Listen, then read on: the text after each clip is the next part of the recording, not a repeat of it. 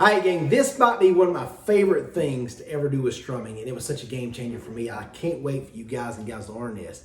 And that's adding in a hammer-on while you strum. There's something about this that gives it what's called musical dimension.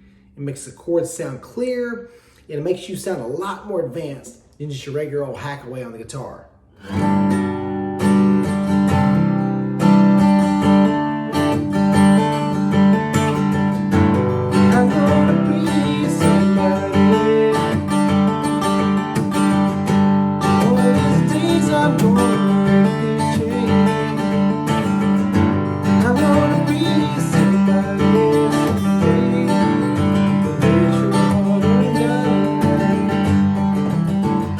What I'm doing there, you see me do this almost in every single video I teach on all my YouTube channels.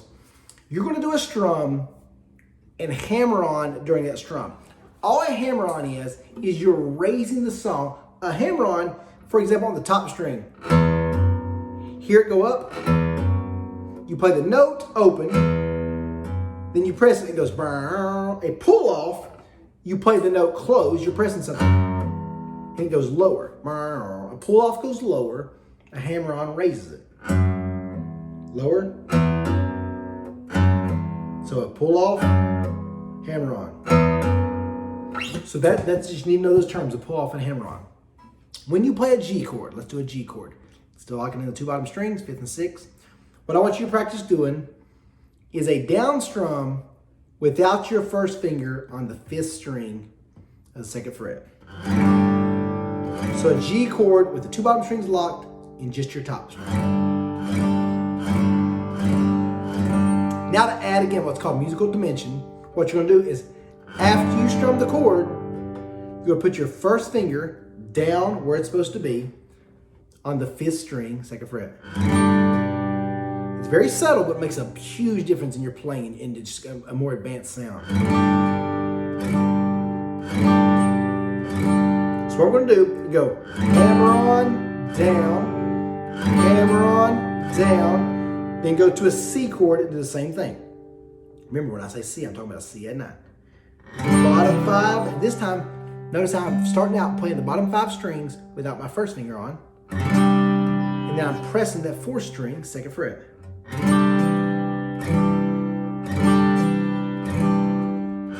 So I want you to work on just going back and forth between that G chord and the C.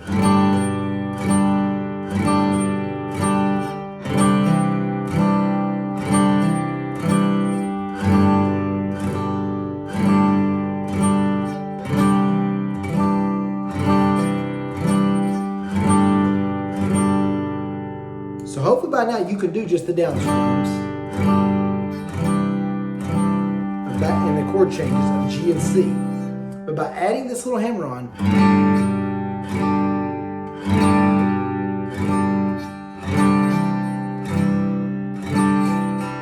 because what you'll eventually get where you can do when you're going to a G or C chord, let's say from a D chord, you'll go up and just put that top finger on the top string, you'll strum it, and then you'll add in later after the fact, you'll find yourself adding in the first finger. Same thing with C chord. When you're going to a C chord, you're going to go to it with the two bottom strings locked and the 5th string pressed, and you're going to add in that 4th string.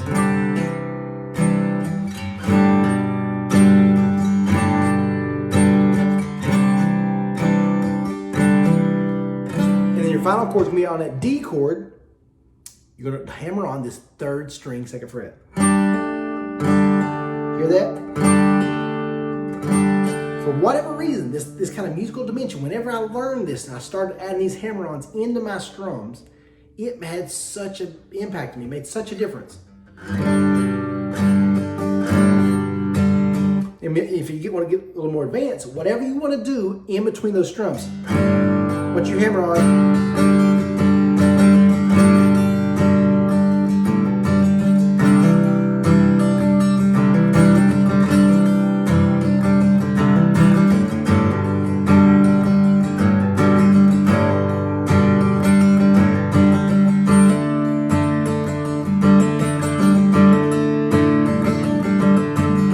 see how cool that sounds? I love doing that. It makes such a difference in your music.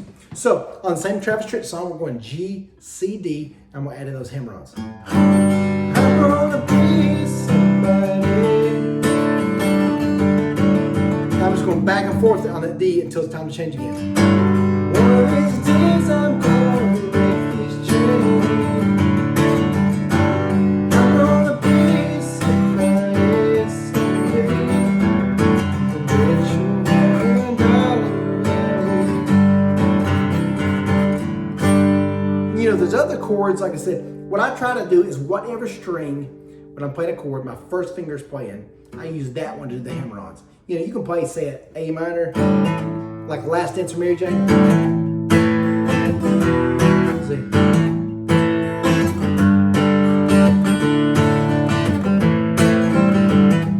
So, for example, on the A minor, I'm playing the second string of the first fret and the 2 middle strings of the second fret, and I'm hammering on both middle strings. So,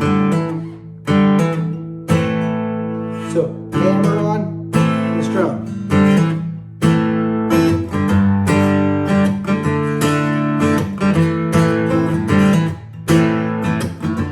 I think this song has such a cool little sound to it.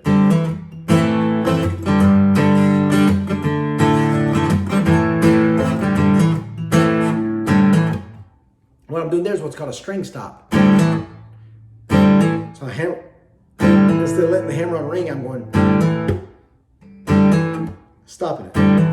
I'm stopping and then strum.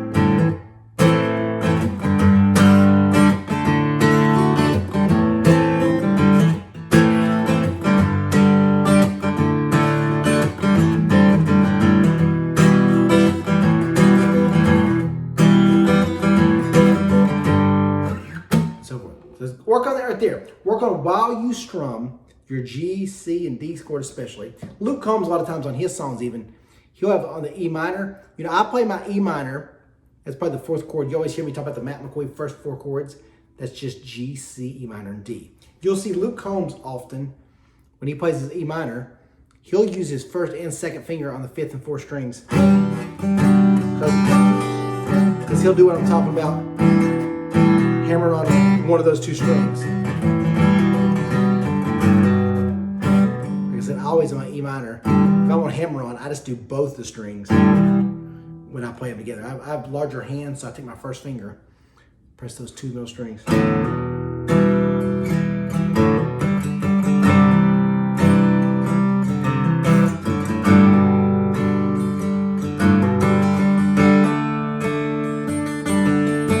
Telling you guys out there, if you can learn just this trick, it's worth the price of this DVD.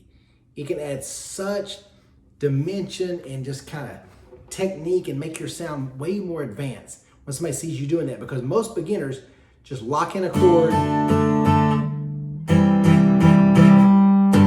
just hammer away until it's time for a chord change. But if you can get where you flow,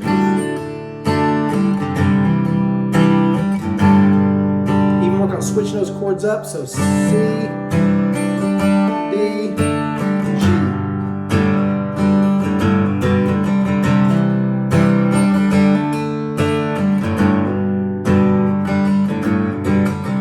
When you're doing your practice sessions, like we said, you're going over just different kind of patterns, different kind of methods you like.